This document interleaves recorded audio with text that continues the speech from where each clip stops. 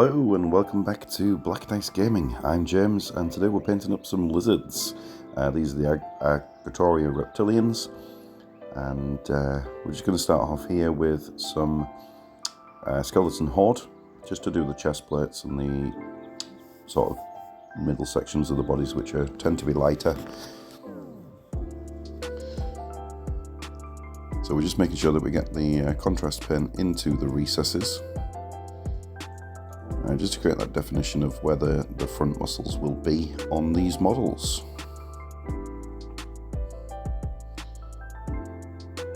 I did all 8 at the same time. It doesn't take very long to do. It's probably longer drying time than it is anything else. But with that done, we're going to move on to the red, and for that I used Blood Angels Red. As you can see here, I have separated them off the base just to try and help the camera focus. It was struggling with all 4 of them, sorry, at the same time.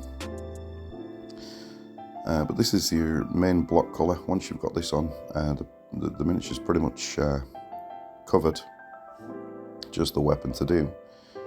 And just going to go around getting everything, letting the contrast paint sort of settle into the recesses, creating that definition, that shade, letting that do all the work for us. There's quite a bit of red on each of these. You're looking at the back, the spine, the frills, the arms, the legs. You can alternate with the colours. The suggested colour for this range is red, but if you're doing the other lizard men in the range, then they would be blue. So just substitute the reds that I use for their equivalent in the blue.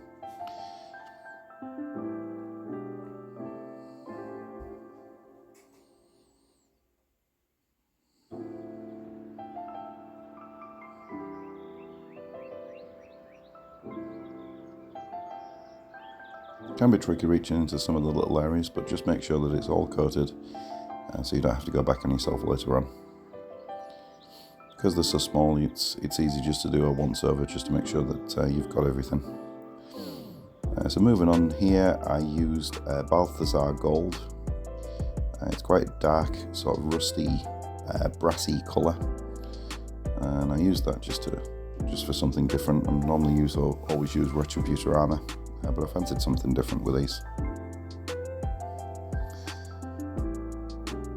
So there is the sword hilt, which is quite tricky to get, but just persevere, you will get there. And then on the back of the hand as well is the remainder of the handle, so make sure you catch that as well. And that's all the base coat's done.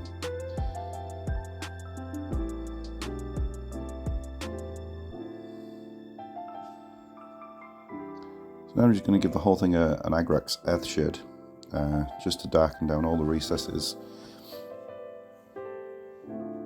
It really is liquid talent, and at this scale it works really well, especially because the models are so well sculpted.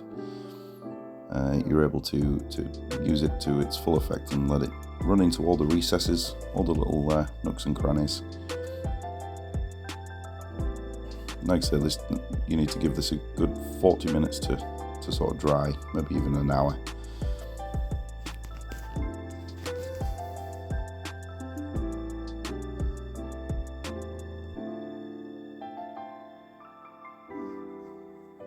But from here we'll move on to the highlight stage, and that's where a lot of differences are made.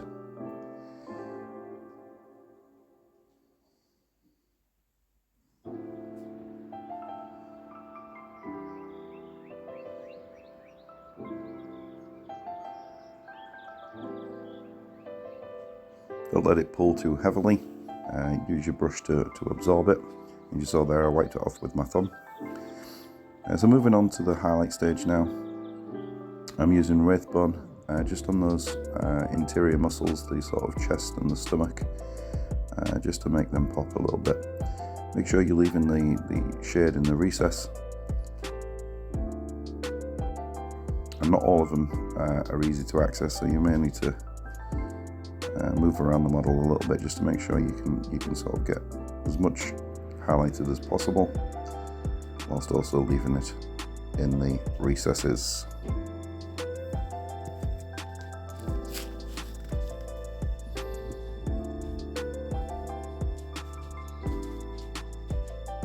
Moving on to the next colour, and we're going to highlight the red, and for that I used Wild Rider Red. So we're just concentrating on all the raised areas, the muscles, the spines, the thrills. Just go around the whole thing. Really makes it pop, really makes it stand out at this stage. And obviously with smaller miniatures we need the highlights, and that's what's going to make it stand out on the tabletop.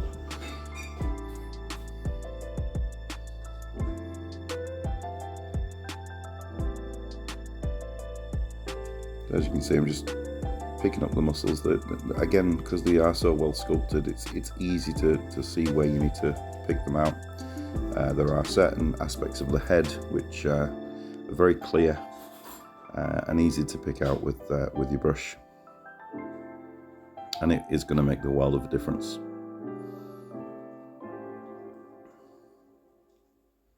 So comparing one side to the other there, you can see how much of a difference it actually makes.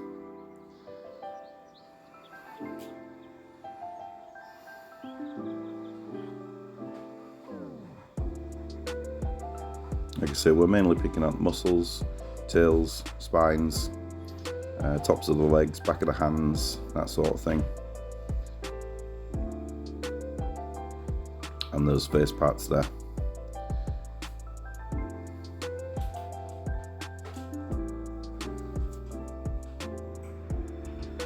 Okay, so looking much brighter now. That does sort of dull down a little bit once it dries. And now we're just going in for the sort of highlight on the weapon here. It's got a bit of an ornate line to it going through the blade, so I've just used Fire Dragon Bright, which is a nice orange that kind of offsets against the red of the skin and stands out quite well on the deep darker gold that we've used for the weapon itself.